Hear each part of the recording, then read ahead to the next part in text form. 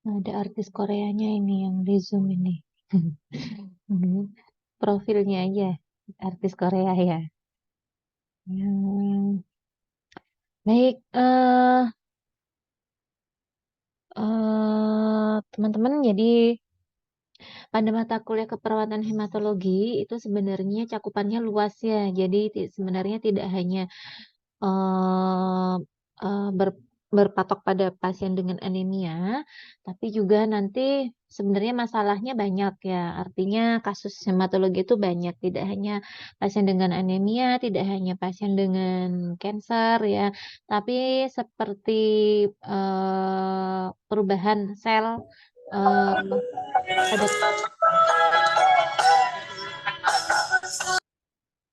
pada kondisi-kondisi yang misalnya ada leukopeni gitu ya. Nanti kita akan lihat satu-satu, cuman mungkin tidak terlalu dalam bahasnya. Jadi nanti kita fokuskan ke anemia dan leukemia ya. Baik, nanti saya akan mereview sedikit terkait dengan hematologi sistem, baik itu struktur dan fungsinya, kemudian secara fokus akan membahas terkait dengan gangguan sel darah merah dan juga gangguan pada sel darah putih, gitu ya. Nah, ini kalau kita ingat, ya mungkin di mata kuliah semester sebelumnya.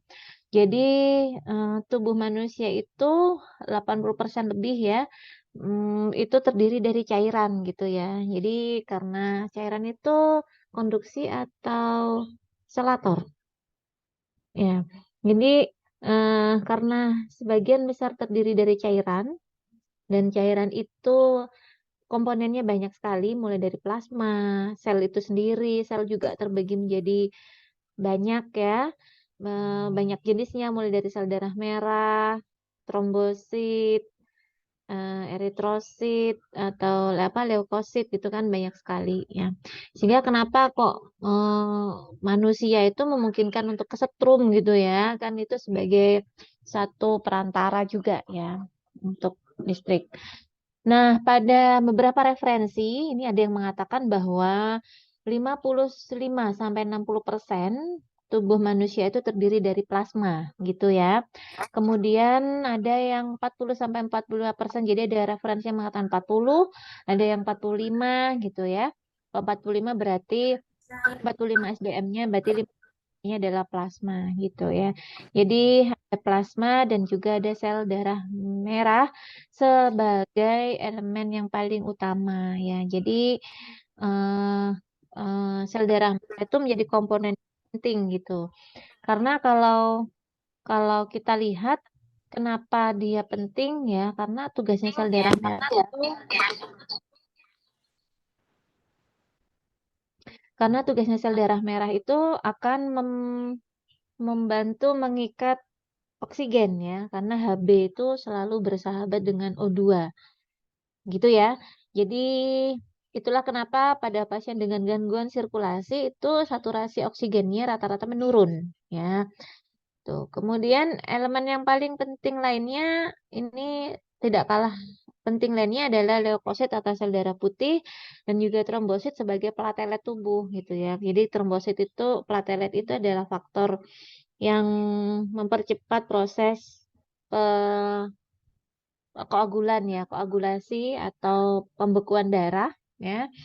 Dan secara fisiologi sistem hematologi kita itu kan banyak dibentuk di organ-organ penting ya yang disebut dengan hematopoiesis. Yang mana produksinya, pabriknya yang paling banyak adalah di sumsum tulang, di hepar dan juga di limfa. Sehingga ketika ada gangguan ya pada ketiga organ ini termasuk juga di renal ya sebenarnya. Jadi kenapa kalau pasien CKD gagal ginjal itu anemi karena di situ sebagai tempat metabolisme sel darah merah juga. Nah, pada organ-organ misalkan terjadi hepatomegali seperti kemarin yang di pengkajian hematologi itu kan sempat ya saya singgung apa itu hepatomegali, apa itu splenomegali, apa itu hepatosplenomegali ya. Sehingga kalau ada gangguan di situ ya, otomatis produk darahnya juga akan terganggu. Nah, sehingga fungsi transportasi, regulasi dan proteksi ya itu menjadi sesuatu yang penting yang kalau dia ada gangguan maka akan terganggu juga fungsi-fungsi ketiganya ya.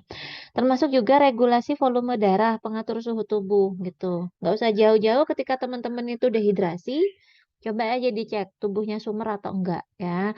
Kan pasien dengan hipertermi itu bisa jadi karena infeksi, bisa jadi karena kekurangan cairan ya. Jadi jangan melulu kalau pasiennya demam itu dicek juga gitu ya, cairannya gimana. Jangan melulu langsung dikasih antipiretik atau apalagi antibiotik ya. Gitu. Jadi dilihat dulu status cairannya bagaimana. Kalau oke, aman karena masalah infeksi, berarti secara non farmakologi penurunan suhu tubuh itu bisa dibantu dengan cairan. Jadi pasiennya harus banyak minum. Jadi kalau teman-teman demam, selain minum paracetamol ya, banyakin minum air putih supaya demamnya terbantu terminimalisir ya dengan cairan tadi. Produksi sel darah merah dan antibodi serta koagulasi darah ya termasuk fungsinya tadi sebagai pabrik pembentuk sel darah merahnya termasuk juga antibodi. Apa sih antibodi itu? Jadi kita lihat di belakang. Ada sumsum tulang ini ya sebagai eh, organ yang paling penting ya dan paling utama gitu. Sehingga kalau nanti kita berbicara terkait alteration cell di pasien dengan leukemia, karena leukemia itu berarti ada perubahan perubahan sel ya. Biasanya pasiennya kalau nggak leukopeni ya eh, nilai leukositnya juga over ya lebih. Dan itu biomarkernya biasanya dicek dari kondisi pemeriksaannya dari sumsum tulang ya.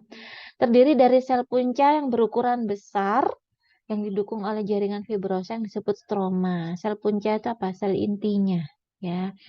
Ada dua jenis sumsum tulang yaitu yang berwarna merah dan berwarna kuning. Ini dari jenis sel tulangnya ya. Ini nanti akan banyak dijumpai ya pemeriksaan seperti ini ya pada pasien-pasien dengan gangguan alteration selnya gitu ya. Sering ditemukan pada tulang pinggul, tulang dada. Jadi tulang dengan metafisis yang cepat. Jadi terutama di tulang panjang, femur, humerus, tibia itu kan pertumbuhannya cepat ya. Ini komponen darah normalnya kalau tadi secara narasi ini ada gambarnya. Jadi tubuh seseorang ya 50 sampai 55 sampai 60% adalah plasma, sisanya adalah sel darah merah ya. Kemudian itu akan di breakdown lagi. Jadi kalau plasma itu isinya ada protein, ada air, dan ada komponen cairan lainnya ya, termasuk ion-ion tubuh gitu ya. Kemudian dari elemen darah ini ada platelet, ada leukosit dan eritrosit. Nah, paling banyaknya adalah eritrosit gitu ya. Sehingga kenapa mungkin darah manusia berwarna merah gitu ya, karena komponen eritrositnya lebih banyak ya. Nah, leukosit ini turunannya pun banyak ya. Nanti kalau mau spesifik lagi teman-teman bisa baca buku pemeriksaan klinis ya untuk perawat itu ada di situ. Jadi komponennya 50-70% itu adalah neutrofil, turunannya yang lain adalah limfosit, monosit, eosinofil dan basofil. Di mana ke 5 sel ini dibedakan berdasarkan jenis morfologinya. Monosit, eosinofil atau basofil ya. Nah, hematopoiesis itu apa sih? Hematopoiesis adalah proses pembentukan sel darah merah. Proses pembentukan sel, tidak hanya sel darah merah. Ya. Jadi yang pertama di sini ada namanya stem cell. Ya, mungkin teman-teman pernah melihat atau mendengar atau membaca stem cell untuk proses penyembuhan eh, tulang, stem cell untuk mengobati suatu penyakit ya. stem cell untuk mempercepat atau menunda penuaan gitu ya kalau dengan perkembangan teknologi gitu ya. Nah, jangan tanya ke saya bagaimana mekanismenya di luar medis gitu ya. Dan itu diturunkan dengan di-breakdown menjadi 2 kategori atau 2 jenis. Yang pertama adalah mieloid, yang kedua adalah limfoid. Nah, di mana mieloid ini punya 4 turunan besar. Ya, turunan besarnya yang paling utama adalah trombosit. Ya, dari sel megakariosit kemudian pecah dia menjadi trombosit. Ada eritrosit, ada sel emas dan ada mieloblast. Ya, mieloblast ini punya turunan lagi gitu. Nanti begitu pula dengan sel limfoid gitu. Jadi sel limfoid ini yang paling tenar itu NK sel ya, natural killer cell sebagai sel limfosit granular yang paling besar. Ada limfosit T, limfosit B gitu ya. Jadi sebagai tempat pertahanan imun gitu, kalau dulu awal-awal COVID itu kan bagaimana cara meningkatkan iman supaya aman gitu ya. Ditingkatkan itu sel limfosit B dan T gitu. Nah, itu dengan exercise, dengan nutrisi, dengan obat-obatan gitu. Ya, kan dulu awal-awal COVID itu banyak sekali media informasi atau penelitian berkaitan itu. Ya. Kemudian turunan myoblas yang lainnya yang paling sering diidentifikasi lainnya adalah neutrofil dan juga adanya monosit. Yes, monosit ini sebagai sel yang akan memakan zat sel yang mati yang disebut dengan makrofag gitu.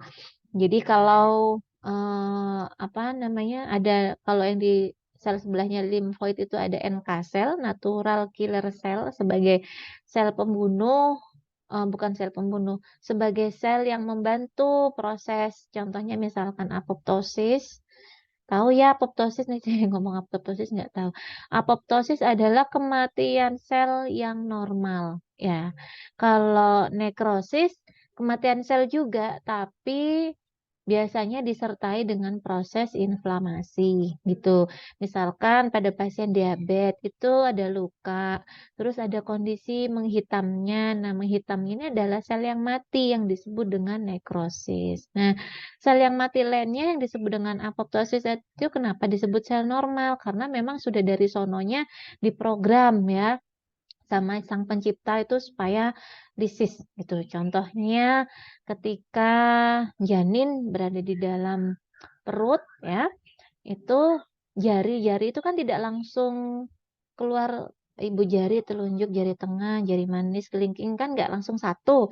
Mereka awalnya satu seperti ada selaputnya gitu ya, seperti mohon maaf saya katakan seperti katak gitu ya, kaki katak atau kaki bebek itu yang hanya satu layer. Nah, dari ya ibu jari ke telunjuk itu layernya tadi itu mati gitu ya. Dari telunjuk ke jari tengah itu layernya mati. Jadi ada celahnya gitu, ada jedanya. Nah, itu yang dikatakan apoptosis. Jadi bisa dibayangkan kalau jarinya nggak mati, tadi ya penyekatnya bisa jadi mungkin brakidaktili. Kalau mungkin dulu di SMA teman-teman pelajari brakidaktili ya polidaktili itu jarinya menyatu.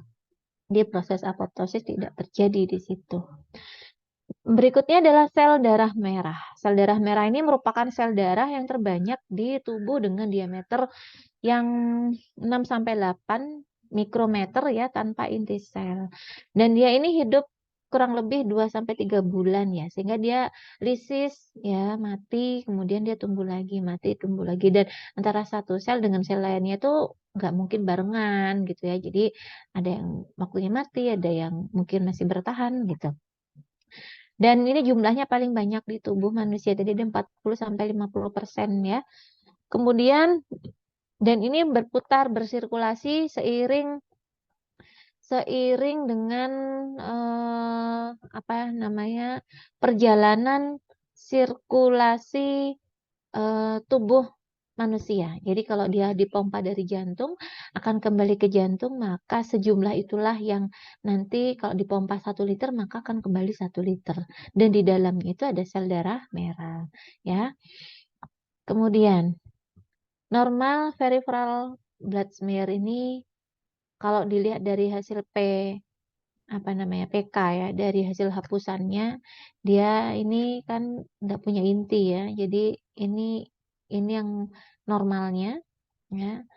Nah, ini sel darah putihnya. Sel darah putih itu tadi banyak ya, ada mulai dari eosinofil, yang leukosit tadi ya, neutrofil, basofil dan lain-lain. Dan itu masing-masing punya peranan. Ya, terutama kalau dulu kita zaman SMA belajarnya sel darah putih itu adalah tentaranya manusia di dalam tubuh gitu ya. Jadi dia akan melawan berbagai infeksi dan bakteri patogen lainnya yang memang merusak ya atau mengganggu sistem kerja tubuh secara normal. Dan dibedakan menjadi 2, yaitu granulosit secara morfologinya ya dan agranulosit. Berarti yang granulosit itu bentuknya bergranul-granul. Granul itu berbulir-bulir gitu ya. Granulosit atau PMN ya, PMN itu adalah polimorfonuklear, terdiri dari neutrofil, eosinofil dan basofil gitu. Neutrofil ini fungsinya adalah melawan bakteri dan jamur ya. Dan ini masing-masing punya angka normalnya. Nanti kita lihat di belakang. Nah, ini normalnya.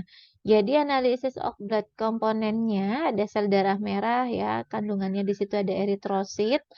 Normalnya sekian, 4,5 sampai 6,5. Ada referensi yang mengatakan 4,6 sampai 6,3. Tergantung dari nanti kalau misalnya teman-teman nge-labnya di lab A begini, lab B begini ya, tapi nilai normalnya tidak akan jauh beda dari nilai normal value-nya. Dan ini pada beberapa kondisi, misalkan sel darah merah ini kenapa pada suatu kondisi bisa menurun dan mungkin akan normal pada kondisi tertentu, misalkan ada terjadi peningkatan ya, misalkan ada penyakit kardiovaskuler ya, atau terjadi penurunan secara signifikan pada kondisi penyakit gagal ginjal kronis. Nah, kenapa gagal ginjal kronis itu pasiennya anemi, sudah sering HD, hemodialisa atau CAPD itu pasiennya CKD gitu ya, anemia gitu ya, karena di situ ada fungsi eritropoietin ya, yang diproduksi oleh ginjal itu sendiri dalam metabolisme sel darah merah dan itu terganggu gitu ya, sehingga pasiennya anemi ya. Reticulocyte count, HB, hematokrit, iron, TIBC. Nah, ini yang adalah komponen lainnya gitu ya.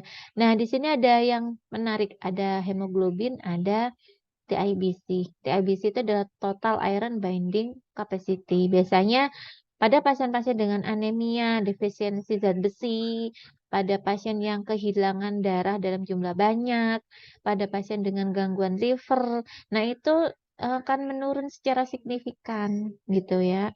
Atau justru akan meningkat secara cepat ya. Karena yang dilihat adalah Fe-nya, total iron-nya. Jadi ikatannya itu kemampuan dalam mengikatnya itu besar atau banyak atau sedikit ya. Kondisi lainnya misalkan HB, ada pasien dengan polisitemia. Polisitemia ini adalah kondisi seseorang dengan HB di atas normal. Jadi HB-nya mungkin lebih dari 18 ya. Wanita kan lebih rendah ya, 12 sampai 16. Jadi pada kondisi tertentu dia HB-nya tinggi sekali dan itu biasanya terjadi pada pasien-pasien dengan cardiovascular disease juga ya. Pasien-pasien dengan dehidrasi biasanya HB-nya menurun termasuk dengan angka hematokritnya. Hematokrit kemarin apa sudah dijelaskan ya waktu pengkajian hematologi, yaitu komponen kalau dilihat dari istilahnya pengencernya gitu ya, semakin loss cairan maka hematokritnya akan semakin sedikit. Ini MCV dan MCHC, mean corpuscular hemoglobin concentrate dan juga volume. Pada kondisi tertentu akan diidentifikasi lebih detail terutama pada pasien-pasien dengan anemia ya. Rata-rata akan terjadi peningkatan. Ini sel darah putih ya. Ada yang mengatakan 3.500 sampai 10.000 atau 11.000. Ada yang referensi mengatakan 5.000 sampai 10.000 dengan kondisi infeksi, trauma, pasien-pasien leukemi itu bisa terjadi peningkatan yang disebut dengan leukositosis. Kalau dia terjadi penurunan namanya leukopeni ya. Dari penurunan tuh kalau trombositnya turun namanya trombositopeni ya. Leukositnya turun namanya leukopeni gitu. Atau kondisi neutrofil. Nih, neutrofil itu akan meningkat kalau ada proses infeksi yang berkepanjangan ya. Akan menurun pada kondisi tertentu misalkan pasien leukemi, pasien sepsis atau pasien dengan supresi sel sumsum tulang belakang gitu ya.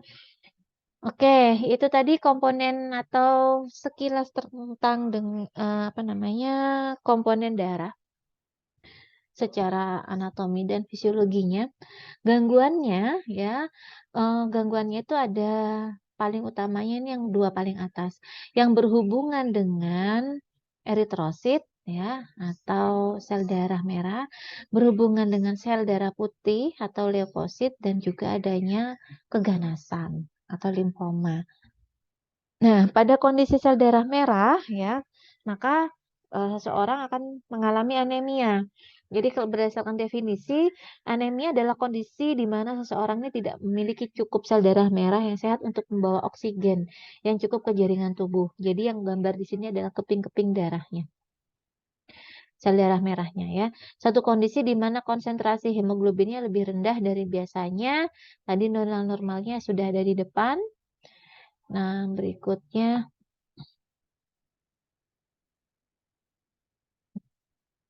sama.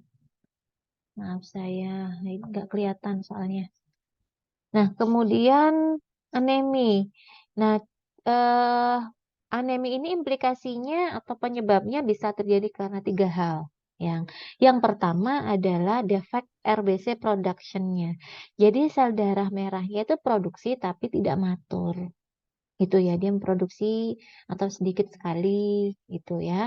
Yang kedua adalah red blood cell loss. Misalkan terjadi karena pasien pendarahan, kecelakaan, trauma di arteri-arteri besar sehingga terjadi loss bleeding-nya banyak. Itu juga. Yang ketiga, produksi sel darah merah ada tapi cepat rusak gitu. Jadi sel darah merahnya ada tapi tidak matur. Nah, itu juga menyebabkan hemolitik atau gangguan apa sel darah merah pada seseorang. Contohnya di sini yang defect RBC production-nya adalah defisit iron, yaitu fungsional iron deficiency pada pasien dengan penyakit kronis ya, anemia megaloblastik, kemudian pasien dengan kekurangan zat folat, misalkan pada terdiri pada pasien dengan penyakit kronis juga. Kemudian pada pasien dengan kanker karena metabolismenya tinggi ya. Kemudian hemolitik kalau bleeding udah jelas ya, saya rasa karena pendarahan sehingga Hb-nya kurang, hematokritnya juga berkurang. Hemolitik ya, increase red blood cell destruction itu biasanya disebabkan oleh pasien-pasien dengan anemia sel sabit, pasien-pasien talasemi ya, atau pasien-pasien yang diakibatkan karena proses autoimun ya, pasien autoimun anemia. Jadi anemia yang tidak tahu penyebabnya atau anemia karena ya tubuhnya itu merusak selnya sendiri disebut autoimun.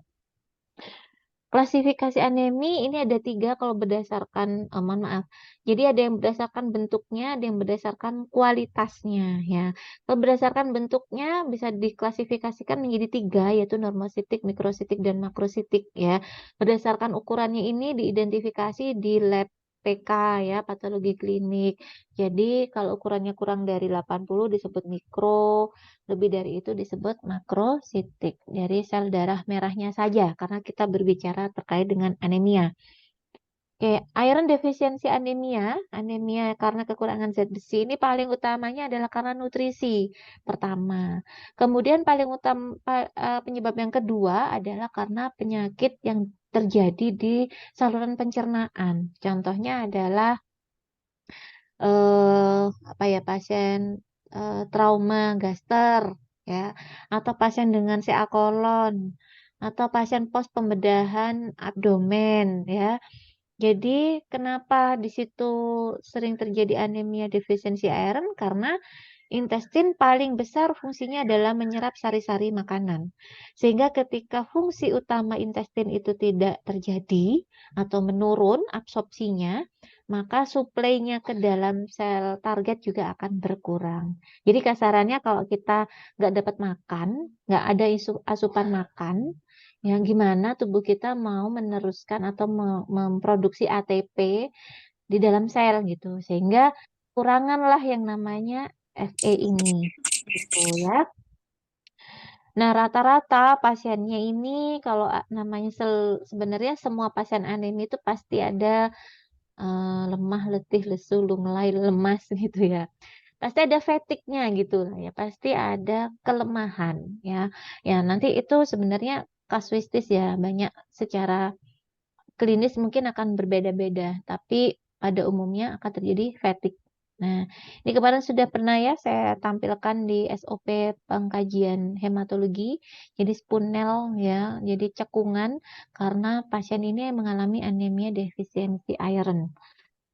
Treatmentnya paling utama adalah mengobati penyakit utama. Jadi kalau dia post-op, ya kalau dia ada penyakit cancer atau sesuatu yang memang secara anatomi itu disebabkan karena masalah di pencernaan, ya ditangani di situnya. Misalkan pasiennya post-op, setelah cek ternyata albuminnya kurang, ya jadi kita harus mengganti dengan transfusi albumin. Termasuk juga HB-nya kurang atau Fe-nya kurang, jadi diganti dengan zat besi ya. Dan paling banyaknya ya ini dengan kolaborasi pemberian diet. Nanti di situ akan dihitung berapa kalori yang dibutuhkan, berapa zat iron yang dibutuhkan gitu ya. Kemudian tata laksana secara nursing atau keperawatannya paling utamanya adalah dengan ya yang pasti kalau terkait dengan nutrisi kita harus kolaborasi. Namun bukan berarti kita pasrah bongkoan ya sama ahli gizi. Ya, dicek tetap status hemodinamiknya. Status hemodinamik itu ya RR-nya, ya frekuensi nadinya, ya tekanan darahnya gitu ya. Kemudian yang paling utama juga adalah saturasi oksigen gitu ya. Selama bisa dengan intake oral, maka pasien kita sarankan untuk memenuhi kebutuhan asupan nutrisinya melalui mulut. Jadi selama bisa makan secara normal ya kita sarankan beliaunya makan sedikit tapi sering mungkin gitu. Nah, kalau tidak bisa eh, baru kita berikan pilihan baik itu terapi enteral maupun parenteral ya. Anemia megaloblastik berarti selnya ini gendut gitu ya. Selnya itu kalau mega itu kan besar ya. Jadi satu kondisi yang di situ ada eritrositnya, tapi eritrositnya itu gampang sekali rapuh ya.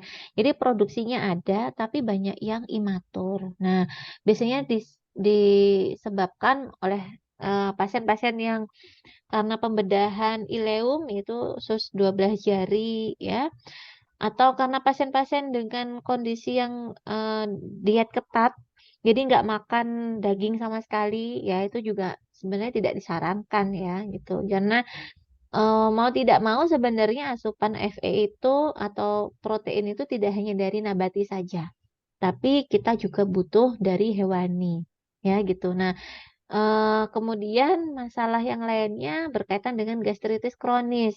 Ya, jadi yang suka sakit mah itu hati-hati penyerapan nutrisi nanti menjadi tidak maksimal. Kemudian related to alcohol malnutrition. Jadi kondisi malnutrisi karena satu zat alkohol ya biasanya formaldehid gitu-gitu akan menghambat absorpsi nutrisi di intestin ya, dan penyakit lainnya yang berkaitan dengan autoimun respon. Oke, ini manajemennya ya. Jadi bisa dengan pemberian vitamin B12 secara injeksi atau IV, oral juga dengan iron dan folic acid. Ya, itu bisa didapatkan dari makanan juga. Nah, ini juga banyak ya contohnya. Nah, kemudian ada anemia karena bleeding atau blood loss ya. Bisa terjadi karena trauma atau kecelakaan atau mungkin karena proses transfusi yang bukan transfusi apa namanya? Proses eh perdarahan atau karena mendonorkan yang biasanya kan orang setelah donor darah itu harus dicek ya TTV-nya ya supaya dan pada kondisi tertentu itu sebelum sebelum transfusi itu ada syaratnya ya, tidak dalam kondisi haid, tidak dalam kondisi sakit ya, HB-nya normalnya minimal 12 itu harus dipenuhi karena bukannya apa gitu ya, tapi nanti menjadi pertimbangan ini sel darah merahnya kalau tubuh seseorang kurang ya maka harus dipenuhi, bukan berarti dia harus dengan apa malah mendonorkan gitu ya. Dan intervensinya paling seringnya adalah dengan transfusi darah gitu. Ini ya dengan transfusi, dan transfusi itu saya kurang tahu ya apakah di RPS itu ada mata kuliah khusus, ada topik khusus terkait dengan transfusi. Jadi sebenarnya transfusi darah itu macam-macam ya. Ada sel darah merah, sel darah putih, trombosit atau plasma ya. Dan masing-masing juga punya reaksi. Artinya setelah seseorang menerima transfusi bukan berarti selalu baik-baik saja, tapi tetap harus dipantau terhadap efek atau reaksi transfusinya.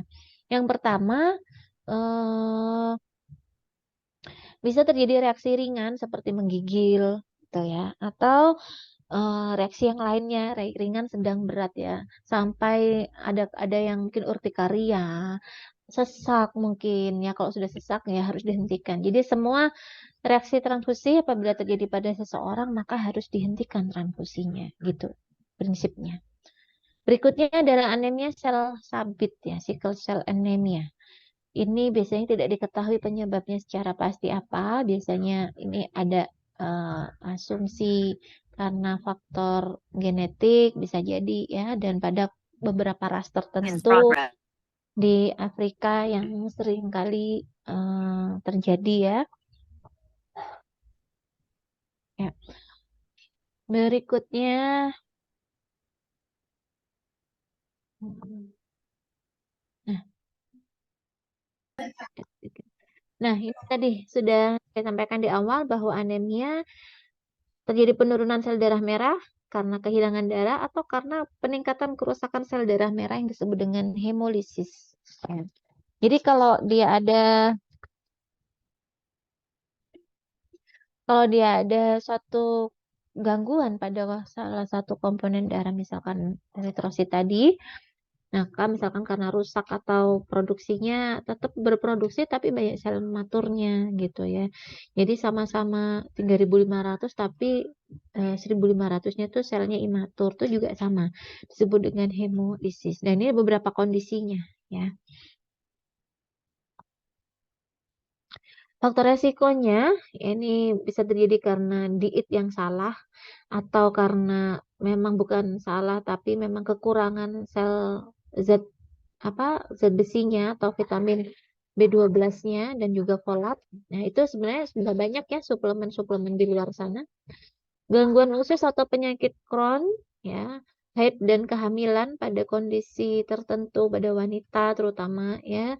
Kondisi penyakit kronis ya, karena penyakit kronis itu adalah penyakit dengan hipermetabolik sehingga itu menjadi pertimbangan, dan penyakit kanker, gagal ginjal dan lain-lain tuh yang biasanya terjadi anemia pada pasien itu ya, dan penyakit autoimun lainnya. Ini tadi sudah ya, kegagalan sum tulang atau karena blood loss yang secara berlebihan ya, terjadi destruksi sel darah merah ya, jadi jumlahnya tidak ada kuat sehingga menyebabkan anemia dan viskositas darahnya menurun. Kalau viskositas menurun maka hematokrit akan menurun. Resistensi aliran darah perifer, ini maksudnya ada peningkatan tahanan di pembuluh darah. Jadi penurunan transport oksigennya juga menurun, kalau terutama ke organ penting ya, ke jaringan-jaringan penting. Jadi pasiennya hipoksia, pucat, lemah ya. Sehingga Dengan itu tubuh akan berkompensasi dengan meningkatkan preload-nya. Jadi beban jantungnya meningkat, kalau beban jantungnya meningkat, usahanya biasanya RR-nya meningkat ya. Saturasinya bisa menurun ya, kerja jantung meningkat, maka akan terjadi beresiko penurunan namanya eh, penurunan cardiac output ya, atau kalau bahasa awamnya payah jantung ya, penurunan cardiac output. Ini gejala klinisnya ya, penurunan kinerja fisik ya, gangguan neurologi, anoreksia, serta perkembangan kognitif yang abnormal pada anak dan sering terjadi gangguan tumbuh kembang ya. Karena anemia paling banyaknya ya kalau pada anak-anak ya, bisa ya misalkan cell alteration itu kalau misalkan terjadi secara generatif secara genetik ya atau diturunkan biasanya akan teridentifikasi mulai awal ya. Misalkan pada kondisi jantung, saya nggak tahu ya apakah diajarkan di kardio. Ada namanya tetralogi of Fallot ya. Jadi pasien TF atau tetralogi of Fallot itu secara struktur anatomi jantungnya itu memang jadi klepnya itu memang tidak bisa, sudah ada gangguan gitu, sehingga darah antara darah bersih dan kotor yang darah yang mengandung oksigen dan juga CO2 itu akan bercampur. Nah, termasuk juga pasiennya kadang ini anemi ya, jadi ada lemah, pasiennya lelah, gampang sekali lelah gitu ya. Kondisinya juga sering sianosis ya. Kemudian pemeriksaan dari segi pemeriksaan fisik biasanya dilihat dari konjungtiva yang anemis. Nah, kalau konjungtivanya anemis ini biasanya menunjukkan bahwa gangguan sirkulasi ya, terutama di perifer itu juga aktual ya. CRT atau capillary refill time-nya lebih dari 3 detik, konjungtiva anemis, nah itu dilihat dari hasil pemeriksaan diagnosis ternyata HB-nya kurang ya. Ini indikasi pasien ini butuh transfusi gitu ya. Pengkajiannya yang pertama adalah kita cek dulu ya keluhan utamanya pasien ini apa ya. Apakah dia ada keluhan pucat, gampang capek, pusing, ya gitu ya. Saya juga mengalami itu Bu, kalau banyak tugas Bu, pucat, lelah, lemah, pusing gitu ya. Tapi nggak anemis, nah itu lain lagi ceritanya ya. Nah ini keluhan utama. Jadi keluhan utama adalah yang paling utama yang membuat pasien itu datang ke tempat pelayanan kesehatan. Ya, jadi jangan ditanya 2 minggu yang lalu gimana kondisinya, itu bukan keluhan utama. Ya, kalau keluhan utama itu yang paling umum, paling utama yang dirasakan. Misalkan saya datang ke sini nih karena sesek, karena nyeri di sini, karena sering capek. Nah, gitu. Yang paling utama apa? Satu biasanya. Nah, riwayat kesehatan saat ini kita identifikasi 3 bulan ke belakang boleh nih. Jadi saat ini bagaimana ya? Terdahulu itu bisa sampai 6 bulan ke belakang keluarga ini kalau ada riwayat genetik, nah seperti itu ya.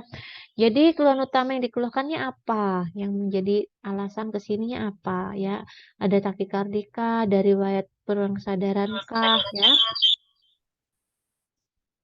Kemudian terdahulunya apakah dia pernah menderita penyakit ini sebelumnya, termasuk kalau dia sudah sering mendapatkan terapi transfusi ya. Saya pernah menemui pasien itu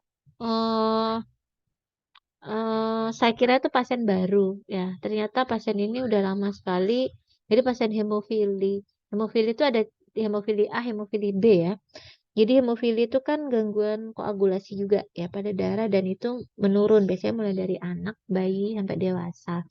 Nah, ini nih pasiennya ternyata sudah sering kali mendapatkan transfusi. Jadi sampai hafal SOP-nya itu. Jadi sebelum sebelum ditransfusi itu harusnya dikasih NaCl dulu. Itu sudah hafal sekali dia sampai dan eh, eh, dia reaksi transfusinya apa itu dia sampai tahu gitu ya karena sering mengalami saking seringnya ya.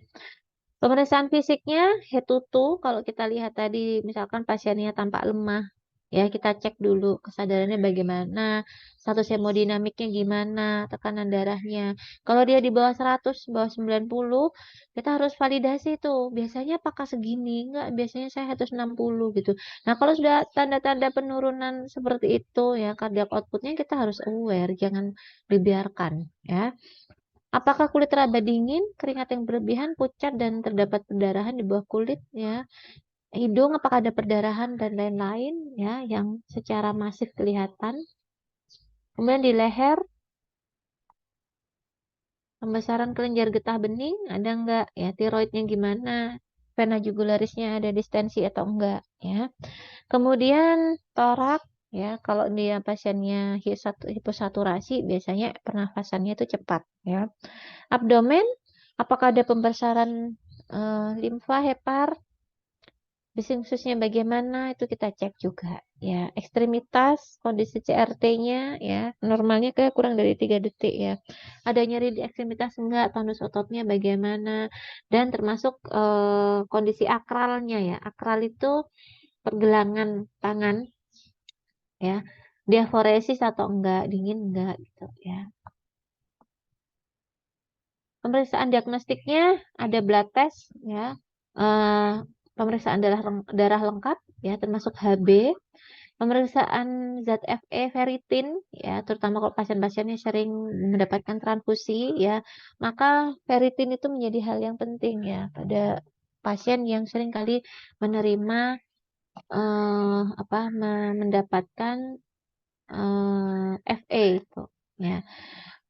Renal function dan marker for inflammatory state ya, C-reaktif proteinnya bagaimana, aspirasi bone marrow, dan juga mungkin ada pemeriksaan endoskopik. Kenapa dilakukan itu? Karena dicurigai ada perdarahan internal bleedingnya gitu. Misalkan pasiennya melena atau hematomesis, ya muntah darah atau berak darah. Jadi dilihat tuh apakah di dalamnya itu ada jadi lesi pada pembuluh darah atau seperti apa.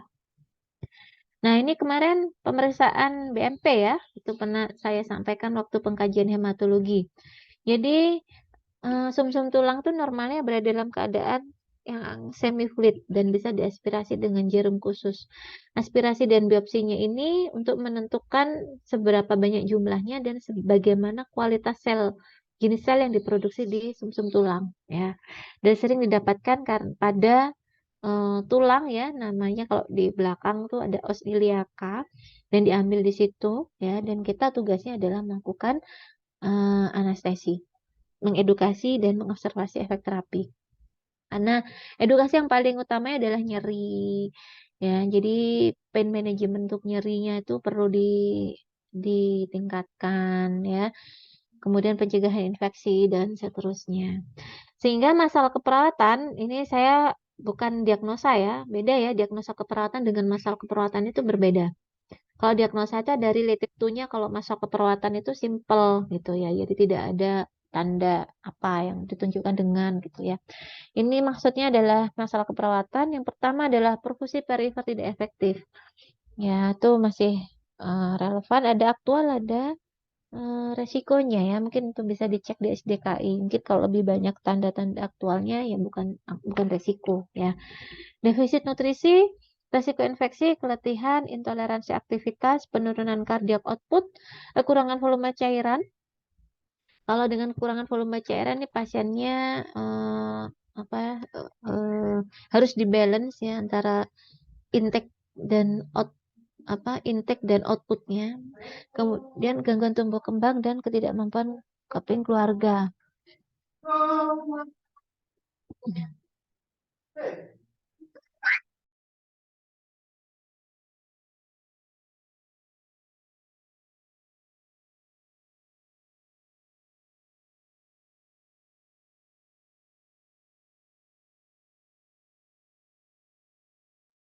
Ya, kemudian perfusi perifer tidak efektif ini ya, kita lihat di sini definisi kapiler lebih dari 3 detik ya. Biasanya intervensi yang bisa disarankan adalah dengan pemberian transfusi darah ya. Ada observasi, terapeutik, edukasi, dan kolaborasi ya kalau di 3S, SDKI, SLKI, SIKI. Jadi kalau di SIKI ada 4 ini. Jangan lupa sebelum memberikan transfusi harus dilakukan double cross check maksudnya ya. Double cross check ini fungsinya adalah untuk memastikan bahwa produk darah yang diberikan itu sesuai gitu ya. Mungkin kalau teman-teman pernah transfusi atau mungkin mendapatkan donor atau mungkin punya saudara yang bekerja di PMI ya, pernah melihat ya. Jadi sebelum pasien itu mendapatkan transfusi darah itu harus di double cross check ya. Dan yang melakukan double cross check ini tidak hanya satu perawat, tapi juga lebih dari satu, jadi minimal ada dua ya. Jadi golongan darahnya apa, resusnya apa, tanggal kadaluarsanya, nomor seri dan jumlahnya apa gitu ya. Ada yang satu labu, dua labu, golongan darahnya A, O, B, AB, resusnya plus min, tanggal kadaluarsanya kapan ya.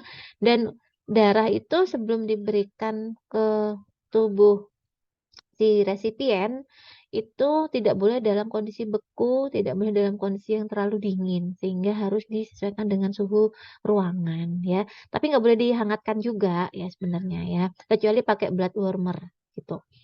Jelaskan tujuan dan prosedur transfusi, reaksi transfusi, dan apa yang kondisi seperti apa yang perlu dilaporkan, misalkan menggigil, gatal, sesak, kepala pusing, mual gitu ya. Bisa dipahami kah sampai sini? Bisa, Nurse. Baik, kita lanjutkan defisit nutrisi ya. Jadi kalau defisit nutrisi itu bukan berarti pasiennya nggak mau makan, berat badannya turun 1 kilo ya. Dilihat berat badan minimal turun 10% di bawah rentang ideal dalam jangka waktu yang ya tidak terlalu lama ya. Tapi tanda klinisnya kelihatan ya. Misalkan sebelum sakit berat badannya katakan 45. Nah, sudah sakit 40. Nah, berarti kan ada penurunan lebih dari 10% ya. Manajemen nutrisi itu intervensi yang disarankan dengan selama dia bisa intake-nya secara oral, maka kita sarankan dia makan secara normal ya lewat mulut. Tapi kalau tidak dengan penggunaan NGT.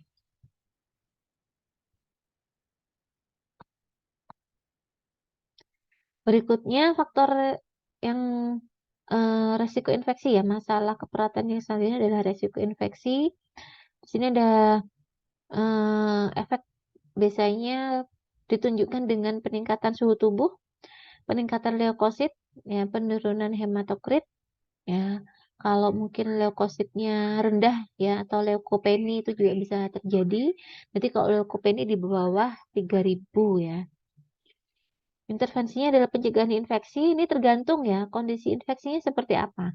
Pada kondisi tertentu, misalkan pasien dengan leukemi yang terjadi neutropeni itu justru harus dikarantina. Nanti kita bahas di leukemi ya. Keletihan, nih juga jelas ya manajemen energi yang paling utamanya. Jadi sebisa mungkin kalau pasien itu capek, misalkan keletihan itu kan berarti energinya lebih, dia butuh lebih banyak energi daripada apa yang dia punya sekarang.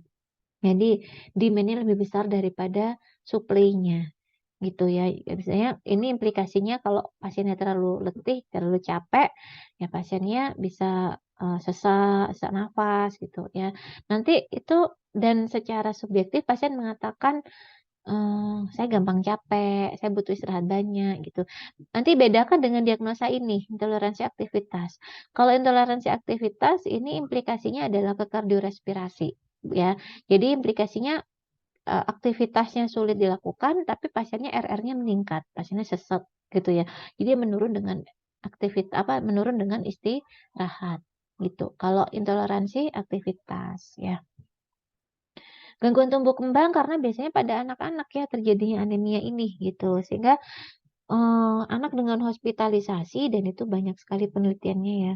Anak dengan hospitalisasi itu sangat lambat sekali pertumbuhannya. Tumbuh itu ke atas ya, bukan ke samping ya, tumbuh ke atas, berkembang ke samping gitu kan ya. Jadi pertumbuhannya secara kuantitatif, secara ukuran sentimeternya bertambah, ukuran kilogramnya bertambah, itu terjadi gangguan gitu ya. Jadi tidak mampu melakukan eh tidak sesuai dengan usia tumbuh kembangnya, gitu, tidak sesuai dengan usianya.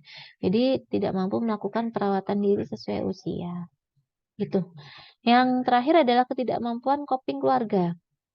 Nah, karena rata-rata pasien anemia atau pasien yang misalkan tadi gangguan tumbuh kembang itu dia ada orang tua ya yang ini sehingga edukasinya kepada keluarga itu juga harus dipastikan keluarga memahami kondisi pasiennya, bisa memberikan nutrisi yang sesuai, dan copingnya juga bagus. Nah, jangan sampai pasrah begitu saja ya, gitu. Jadi justru kalau perlu diberikan konseling dengan dietitian ya, dengan ahli gizi. Ya, itu kondisi aneminya.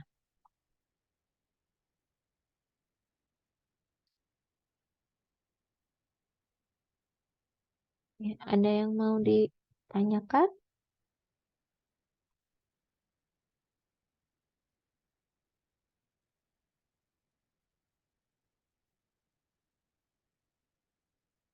Ada yang mau didiskusikan? Baik, ya silakan. Terima kasih Nus atas kesempatannya. Saya izin mengkonfirmasi terkait usia sel darah merah tadi. Nus bilangnya tadi 2 hingga 3 bulan, namun di PPT tulisannya 100 hingga 120 hari Nus. Jadi saya agak bingung. 120 hari kan 3 bulan bukannya? 120 hari, 90 hari ya. Ya rata-rata ya 2 sampai 3 bulan berarti apa? 60 sampai 90. Rata-rata 3 bulan berarti 90 ya gitu ya. 90 hari ya. Iya betul. Ya itulah rata-ratanya sih 3 bulan ya dengan kisaran waktu eh 90 sampai 120 hari gitu. Ya berarti yang salah di ininya ya, di PPT-nya ya. Rata-ratanya 3 bulanan. Baik, Baik Nus. makasih koreksinya. Kita lanjutkan ya untuk leukemi. Ini juga masih ada korelasinya, teman-teman. Karena pasien leukemi rata-rata itu juga anemia. Nah, yang menarik di sini adalah yang menarik di sini itu biasanya kondisi leukemi ya, itu tidak hanya pada pasien anak ya. Kalau dulu-dulunya tuh banyak anak ya. Sekarang tuh eh, macam-macam nih contohnya. Saya langsung ke kasus ya. Kok nggak enak dibaca sih ini? Hmm. Oke, mungkin lebih satu. Oke. Oke, ini ada satu contoh kasus ya. Nanti saya kita dari contoh kasus ini nanti kita akan mm, pelajari lebih dalam ya. Ini kenapa begini gitu ya. Ini contohnya ini real ya. Saya ketemu pasien ini Tuan F. Dia masih kuliah waktu itu. eh Agamanya Islam. Nah, jadi terus ini nih pasien ini ya. Ini sebenarnya dia pasien poli yang waktu itu dirawat inap kan karena pasiennya mau mendapatkan kemoterapi metotrexat intratekal. Jadi kemoterapi itu ada yang diberikan melalui IV, ada yang oral, ada yang melalui suntikan di intratekal ya di tulang belakang ya. Kemudian ada juga yang eh, apa di bawah kulit ya. Tapi tergantung dari jenis penyakit dan pengobatan obatnya ya. Nah, ini saat itu akan direncanakan pemberian methotrexate atau disingkat dengan MTX dengan intratekal ya. Diagnosisnya adalah ALL. Jadi ALL itu adalah akut lymphoid leukemia. L2 lineage ini klasternya. Jadi kalau di pemeriksaan BK itu ada spesifik L berapa ya. Tapi kesimpulan garis besarnya dia ALL ya, akut leukemi limfositik ya. Keluhan utamanya pasien ini lemah gitu, yang lama-lama dirasakan 6 bulan ini kok gampang sekali capek, kemudian suka bengkak gitu ya, kakinya tiba-tiba merasa lemas dan sulit untuk berjalan. Oh ya, pasien ini setelah 6 bulan itu ada kelemahan di ekstremitas, jadi dia jalan dengan kursi roda ya. Penurunan berat badan, kemudian dia muncul lebam-lebam di lengan dan di kaki. Jadi lebamnya apa biru-biru gitu ya di ekstremitasnya. Dan itu hilang timbul ya. Pasien sempat melakukan pengobatan alternatif diurut karena kan istilahnya dipijat gitu, mudah-mudahan nggak sampai lumpuh atau kelemahan. Ternyata sama saja ya. Terus dia bisa berjalan, namun kembali akhirnya dia lemes dan akhirnya kembali pakai kursi roda lagi gitu. Dan saat itu dilakukan MRI dan dirujuk ke RSCM ya, dilakukan biopsi sumsum tulang dan keluhan yang lainnya, pasien ini ternyata mengeluh penglihatannya kabur gitu. Jadi sempat dikonsulkan ke spesialis mata dan dikatakan retinopati leukemi. Jadi penurunan fungsi retinanya karena leukemi. Jadi tahunya leukemi karena biopsi dilihat dari biopsi sumsum tulangnya gitu. Nah, akhirnya pasien ini mendapatkan terapi ya. Nah, ini hasil MRI-nya dengan Nah, ini karena sudah menyebar ke otak ya, jadi leptomeningeal setinggi torakal 1,3, torakal 2,3, dan suspek leptomeningeal metastasis ya, yang berkembang di cerebral gitu.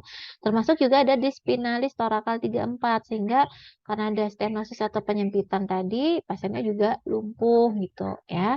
Kemudian pasien ini akan direncanakan kemoterapi MTX intratekal tadi ya. Jadi dengan pemberian obat ini harapannya bisa terkontrol itu ya penyebaran sel kankernya gitu ya. Nah, itu dengan diagnosa seperti itu ya, kalau kita mendengar istilah kanker itu, kanker ini bukan kantong kering ya, tapi suatu kondisi perubahan sel yang ganas gitu ya. Jadi kalau kita ingat lagi, nah ini, kanker merupakan keadaan di mana sekumpulan sel itu membelah secara terus-menerus dan abnormal. Jadi sel kita itu membelah secara terus-menerus itu kan hal yang wajar ya. Kayaknya tadi sel darah merah tadi seperti itu. Itu kan juga terus beregenerasi ya dalam waktu 2-3 bulan. Dan eh, apa sel ini kurang dari waktu yang seharusnya dia sudah membelah dan jumlahnya banyak. Jadi dalam jangka waktu yang cepat, dia ini berkembang dari 2 menjadi 4, 4 menjadi 8, 8 menjadi 16, 16, 32, 32, 64, dan seterusnya. Namun dalam jangka waktu yang cepat, sehingga inilah yang disebut dengan satu sel yang ganas. Ya, jadi kalau tumor tuh sel yang jinak, kalau kanker itu sel yang ganas. Ya.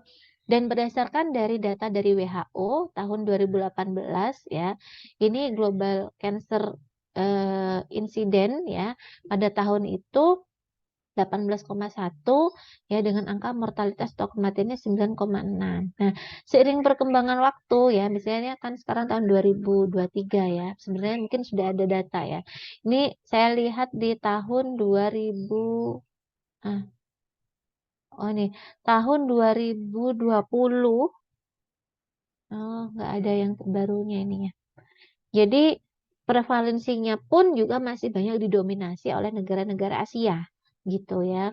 Bisa jadi mungkin karena Asia adalah jumlah penduduk yang paling banyak dan di situ juga penduduk dengan negara berkembangnya juga banyak ya dan diikuti dengan lifestyle dan lain-lain sehingga angka angka insidennya pun juga tinggi ya.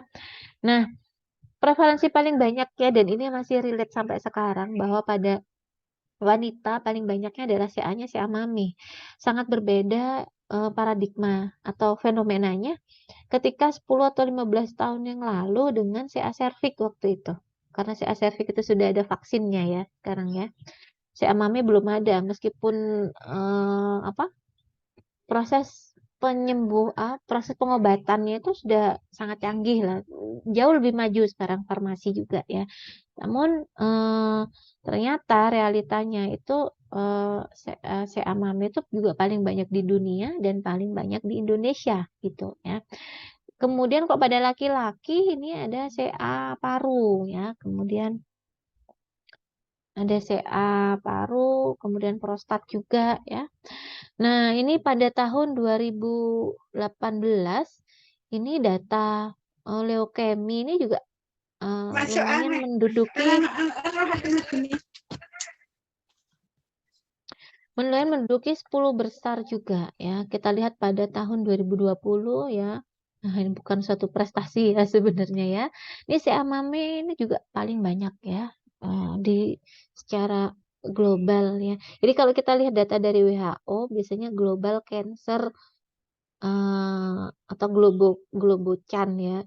Itu biasanya data kita lihat di sana tuh dari WHO tuh mengarah ke situ ya di IARC ya, International Agency Research on Cancer. Ini data dari tahun 2020 juga ya, ternyata memang Asia yang juaranya, runner up-nya Eropa gitu ya. Mudah-mudahan 5-10 tahun ke depan ya udah lebih sedikit ya dan grafiknya berubah gitu. Nah, di mana posisinya? Jadi kalau di Indonesia prevalensi kanker itu paling banyak masih dengan si Amame dan leukemia ini masuk di golongan other cancer gitu ya. Nah, dari data nasional, kalau tadi internasionalnya 2013-2018 ini kita masih punya yang terakhir itu Riskesdas 2018 ya. Masih belum ada yang terbaru mungkin setahu saya. Dan itu dari tahun 13 ke 18 itu yang dulunya 1,4 di sini, yang sekarang jadi 1,8 tahun 2018 tuh jadi peningkatan 0,4% itu sangat berarti ya. Padahal dunia pengobatan juga sangat berkembang ya. Ya nggak tahu mungkin kita ya mungkin dilihat dari faktor lifestyle-nya gitu ya. Nah, ini kita lihat mana leukemia ada di urutan 1, 2, 3, 4, 5, 6, 7, 8, 9. Jadi 9 masih prevalensi yang paling banyak ya. Itu adalah leukemia. Sehingga kasus-kasus leukemia itu menjadi concern para onkolog ya atau perawat yang dokter dan perawat yang memang concern untuk perawatan cancer ya, terutama leukemia. Dan di Malang itu sudah ada tuh sahabat anak kanker ya, SAK kalau pada anak. Kalau pada orang dewasa namanya SPK, sahabat peduli kanker. Nah, itu di situ mereka punya klaster sendiri-sendiri tuh. Kalau ada leukemia sendiri, thalassemia sendiri itu punya komunitasnya sendiri-sendiri. Jadi dari komunitas itu akan saling menguatkan gitu. Ini tadi saya tidak ulas lagi ya hematopoiesisnya. Nah, leukemia adalah suatu keganasan pada organ pembentuk darah yang umumnya menyerang anak-anak dan remaja dengan awitan yang cepat dan progresif ya. Jadi munculnya tuh onsetnya cepat, tapi cepat ngerong juga gitu, cepat progresif tuh cepat merusak sekali ke sel atau jaringan sekitar. Oke, pertumbuhannya ini dia tumbuh, dia ada sel darah putihnya ada, tapi banyak sel yang lisis, yang mati, sehingga tidak terhitung sebagai sel yang normal ya. Dan ini sel yang mati tadi kalau dia terakumulasi ya, apalagi kalau organ-organ tadi itu dipicu overwork gitu ya, kerja terus untuk memproduksi itu jadinya uh, limfanya membesar, heparnya membesar gitu ya. Jadi terjadilah hepatosplenomegali. Nah, rata-rata pasien leukemia begitu ya. Karakteristik sel kankernya ini sel itu tumbuh lebih cepat dan progresif. Terus yang kedua dia memiliki batas yang tidak teratur. Ya, jadi batas dia punya sel tapi karena gampang sekali berkembang ya 2, 4, 8 bahkan sampai ribuan dan jutaan, dan ini batasnya menjadi tidak teratur. Apalagi kalau sel sel kankernya itu tidak solid, bukan sel kanker yang solid. Kalau sel kanker yang solid itu contohnya eh misalnya pada si Amami gitu ya, kan kelihatan tuh masanya ya. Kalau sel yang mungkin tidak kelihatan kan ada di limfoma gitu ya. Selnya di apa sea kolon itu kan tidak langsung kelihatan dari luar gitu ya. Tidak berkapsul sehingga mudah dipisahkan dari jaringan sekitarnya ya. Mampu memisahkan diri dan menyebar secara invasif. Invasif itu berarti dari jaringan yang dekat ke yang jauh gitu ya. Invasif ke dalam dan metastasis itu yang jauh gitu. Jadi misalkan si amame gitu ya. Itu selain di payudara juga ada sel kankernya, di paru-paru, di tulang belakang itu itu juga beresiko ada sel kankernya juga, namanya metastasis gitu. Dan metastasis ini akan menentukan apakah pasien itu berada di stadium saat ini, di stadium lanjut atau bukan gitu ya. Stadiumnya akut atau lanjut gitu ya. Kemudian angiogenesis tumor. Jadi angiogenesis itu adalah pembentukan jaras atau jaringan-jaringan baru pada sel-sel itu yang disebut dengan angiogenesis tumor ya, sehingga membentuk massa yang berdungkul-dungkul gitu ya. Nah, sifat sel kanker itu dia tumbuh tidak terkendali tadi ya, dan tidak sensitif terhadap sinyal stop ya, invasif jaringan sekitar dan tidak bisa mati secara normal sehingga dibutuhkan pengobatan dari luar. Itulah kenapa ada radioterapi, kenapa ada kemoterapi gitu ya. Dan yang paling sering ini adalah insensitif, itu artinya tidak sensitif ya terhadap sinyal stop. Contoh gampangnya adalah ketika teman-teman contohnya begini, ketika teman-teman itu semester berapa sekarang 3 ya, ada mahasiswa ini hanya mahasiswa semester 3 yang pakai baju merah yang bisa naik lift ke lantai 2 misalkan gitu. Nah, di bawah itu ada, di depannya lift itu ada security-nya. Nah, satu ketika security-nya itu capek. Jadi tidak bisa men-screening mahasiswa yang nggak pakai baju merah tadi, misalkan pakai baju kuning atau hijau, itu akhirnya naik ke lantai 2. Nah, disitulah yang disebut dengan tidak sensitif terhadap sinyal stop. Jadi dia lost gitu ya, lost doll. Ya, jadi ada mahasiswa yang masuk ke lift terus naik ke lantai atasnya gitu. Jadi harusnya kalau dia apa namanya patuh gitu ya, ya yang pakai baju merah aja yang boleh masuk ke dalam lift kan gitu ya. Jadi tidak sensitif terhadap sinyal stop ya. Kemudian konsekuensi leukemia yang lainnya. Jadi konsekuensi di sini adalah kerusakan sel darah merah dan juga terjadi perdarahan. Kemudian infeksi, resiko infeksi yang berkaitan dengan jumlah neutrofil yang rendah disebut dengan neutropenia gitu ya. Dan penurunan platelet yang diakibatkan karena proses perdarahan. Jadi sel darahnya berkurang, kemudian neutrofilnya juga berkurang ya. Bisa jadi dalam satu kondisi tertentu juga leukositnya akan sangat-sangat meningkat atau sangat-sangat rendah gitu. Nah, faktor resikonya ya, selain faktor genetik, karena memang pada umumnya pasien-pasien dengan anemia itu ada faktor yang diturunkan ya, faktor genetik. Berikutnya adalah paparan radiasi ion dan kimia. Kemudian pada beberapa referensi disebutkan karena virus. Nah, ini kalau virus ini saya tidak terlalu banyak membaca terkait dengan jurnalnya ya gitu. Saya juga nggak tahu bentukan virusnya gimana ini ya. Disebut dengan HTLV1 nih, kata referensi demikian. Nah, leukemia tadi kan ada 2 ya. Kalau kita lihat dari selnya ada mielogenik dan ada myeloid dan limfoid. Nah, kalau dalam kondisi yang cepat ya, onsetnya cepat dan progresif, dia disebut dengan akut. Kalau dia lambat disebut dengan kronik. Dan ini punya karakteristik tertentu terhadap epidemiologi. Misalkan pasien ALL itu banyak terjadi pada anak-anak. Pasien kronik limfositik leukemia banyak terjadi pada dewasa gitu. Ya. Oke, kita lihat nanti manifestasinya secara umum adalah ini ya, sama. Yang membedakan kapan apakah itu ALL, apakah itu AML adalah dilihat dari hasil BMP-nya, hasil biopsinya ya. Tapi rata-rata manifestnya ini sama. Dan yang membedakan lagi berikutnya adalah progres penyakitnya. Biasanya kalau akut ya, progresnya itu cepat sekali ya. Nah, ini ada demam.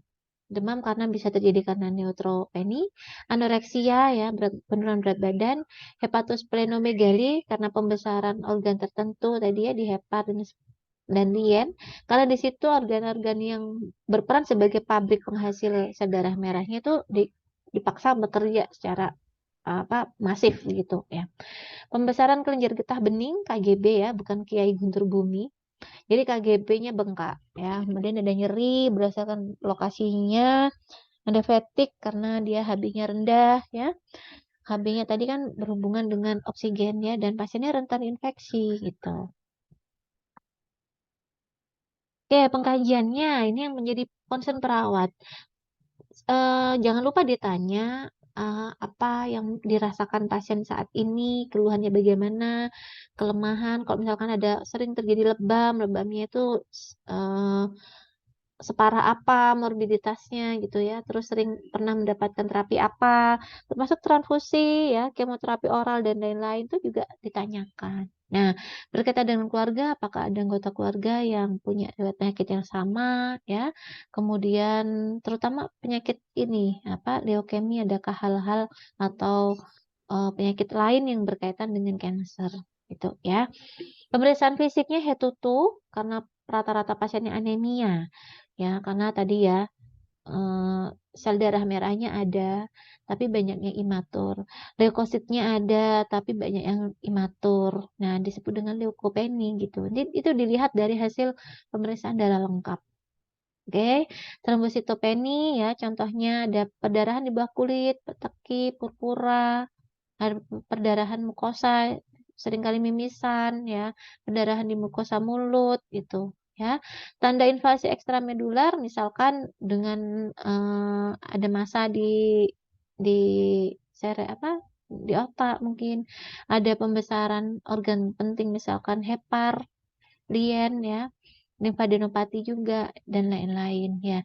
Kemudian masalah yang lainnya berkaitan dengan misalkan ada metastase ya. Jadi biasanya pasien kanker itu kalau dia sudah ada metastase di organ yang lain dikatakan sebagai, stadium lanjut gitu. Nah, kalau sudah stadium lanjut nanti itu kita bukan lagi ke perawatan kronis saja, tapi perawatan paliatif namanya gitu ya. Jadi kalau perawatan paliatif fokusnya adalah mengurangi penderitaan pasien, meningkatkan kualitas hidup pasien dan keluarganya, gitu ya.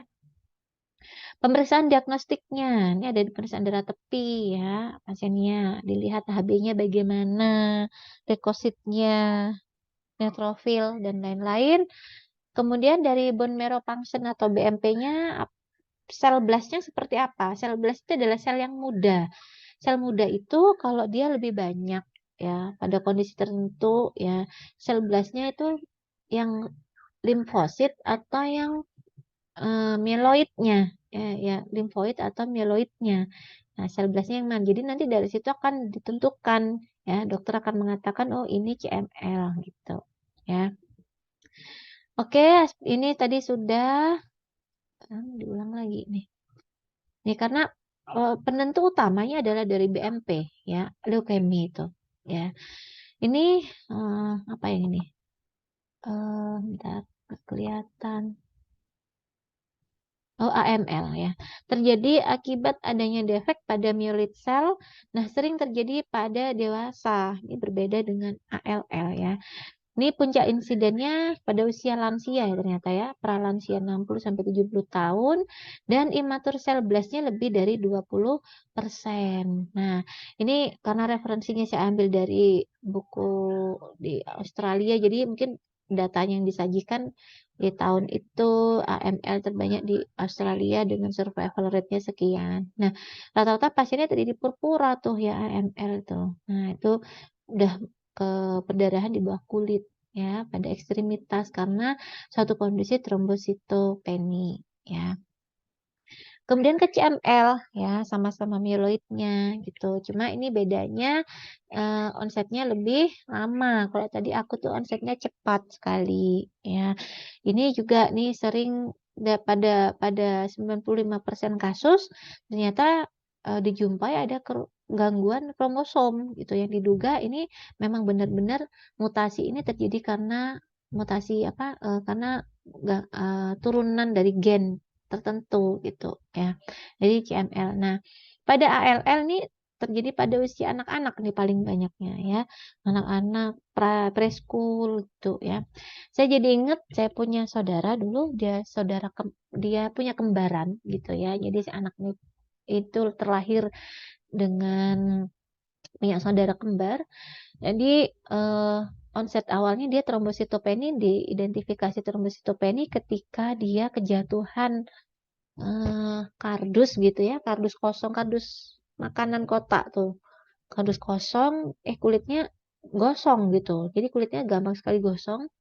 Terus dia ada ada mimisan yang tidak berhenti, dirujuk ke Lafalet, dibawa ke IGD Lafalet, kemudian dibawa juga ke IGD Rumah Sakit Persada, diberikan transfusi, diberikan tampon ya, ternyata berhenti gitu ya. Terus berikutnya sering kali terjadi perdarahan juga seperti itu.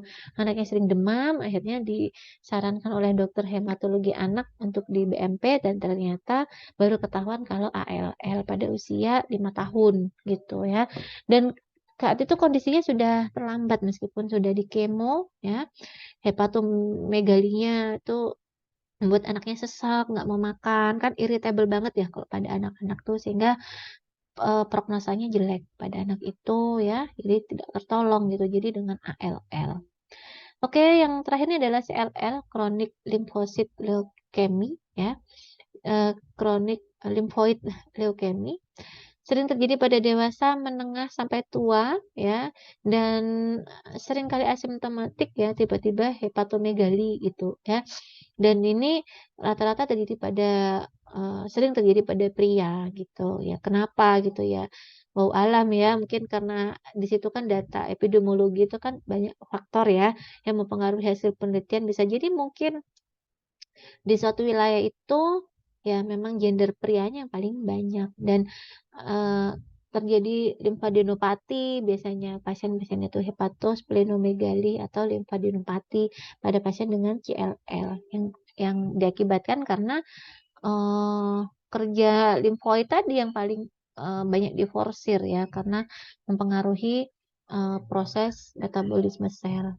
Nah, ini kondisi neutropeni febril. Jadi pasien-pasien leukemi itu bukan berarti karena dia limfosit atau leukositnya dia itu di bawah 1000 ya. Nanti dilihat tuh di situ tuh ada namanya neutrofil ya. Neutrofil itu juga punya klaster kan normalnya lebih dari 1.500 sel ya.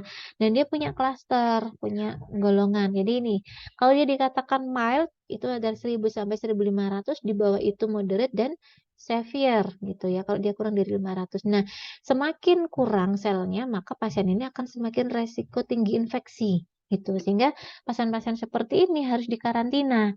Tidak boleh dicampur dengan pasien yang lainnya. Jadi dokter, perawat pun atau jangankan begitu tukang cleaning service ya, kalau mau masuk ke sana pun harus pakai protokol ya. Jadi jangan sampai eh, gara-gara petugas di rumah sakit pasien ini semakin apa terpuruk ya, semakin sakit gitu karena dia kondisinya neutropenia yang parah gitu. Jadi eh, dan dokter yang sakit ya, perawat yang sakit tuh nggak boleh megang pasien ini ya. Misalkan ada flu gitu ya, kita nggak boleh megang merawat pasien ini gitu ya. Jadi sering kali demam gitu ya. Kemudian penyebabnya eh, penyebabnya banyak ya. Kalau kita lihat di sini status nutrisi karena obat-obatan dan penyakit itu sendiri tuh ya. Dan rata-rata di kemoterapi gitu ya. Ini tanda gejalanya takikardi, nyeri, kulit kemerahan, ada mual juga, ada nyeri di nyeri telan, hilang kesadaran yang paling parahnya ya. Nah ini screeningnya banyak sekali. Jadi rata-rata pasien febrile neutropenia ini masuk di emergensi ya di IGD. Masalah keperawatannya hipertermi, resiko infeksi, nyeri, gangguan pola napas, dan gangguan tumbuh kembang ya, karena seringkali terjadi pada anak. Oke, saya rasa itu nih sudah mau maghrib, nanti teman-teman baca sendiri ya. Ini ada intervensi keperawatannya, insya Allah juga hampir sama seperti yang ada di anemi tadi, begitu. Ada yang mungkin ada waktu 5 menit, mungkin ada yang mau didiskusikan terkait pasien anemi dan leukemi.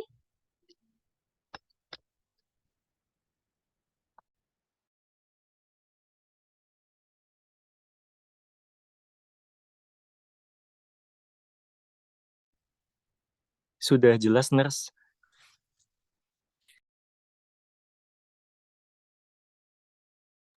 Baik. Nah, sudah maghrib, mudah-mudahan keterbatasan ini tidak mengurangi esensi ya untuk teman-teman belajar. Kurang lebihnya saya mohon maaf. Assalamualaikum warahmatullahi wabarakatuh. Oh, ada yang mau bertanya.